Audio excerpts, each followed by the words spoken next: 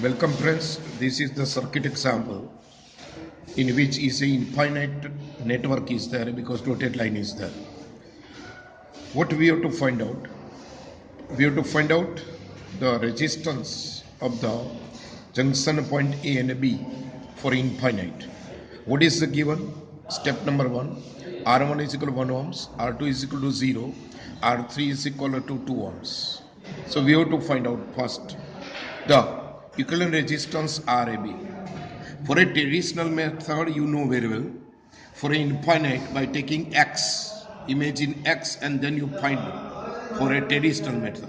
But you know here is a short method of solution.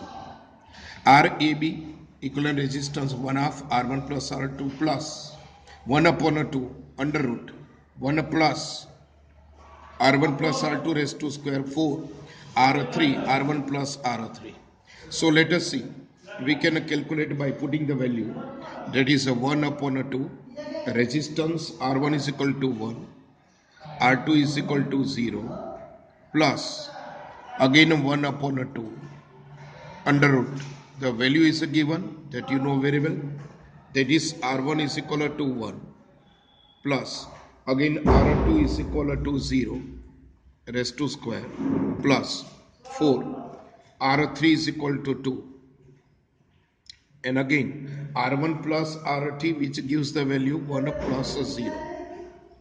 So if we simplify this bracket, then we can get the value 0.5 plus 1.5 which gives the result 2 ohms. So these are the equivalent resistance for a given this infinite circuit. But second question, what is the current passing through the 2 ohms resistance? This one.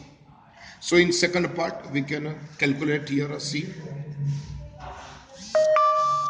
in the circuit for infinite we find out 2 ohms. The input voltage 6 volt is given of a junction point A and B. So total current finding that I is equal to V by R. 6 by 2 gives the 3 ampere current of a total circuit. Let us see now.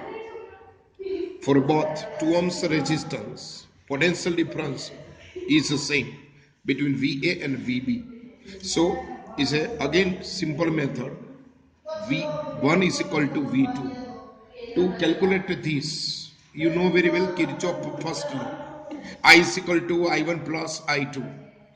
I1 is there, I2 is equal to I minus I1 is given, mentioned in the circuit. So we calculate directly PD.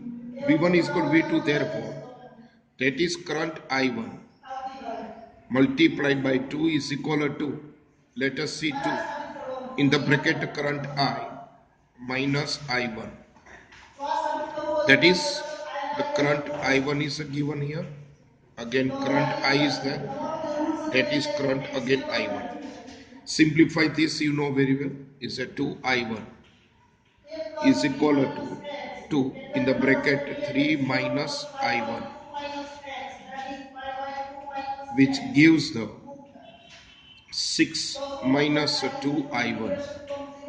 So what we are getting here, that 4I1 is equal to 6. Now to calculate the current in the 2 ohms resistance, this one. These both are again a parallel, and therefore the current in the 2 ohm resistance, current in 2 ohms resistance, that is the current I1 is equal to voltage upon resistance, that we already clear for a given value. So what we are getting here, remember, see, this is a voltage is given a 6. These two resistors are parallel. So is a 4 plus 4, which gives the value current I1 is equal to 6. 2 plus 2, yes, 2 plus 2, which gives the 4. And therefore, we are getting I1 is equal to 1.5 ampere. This is the one method. Similarly, we can calculate for the other calculations or the Second simple method is given here. To calculate that, in other method we can calculate the total current, you know very well, 3 ampere.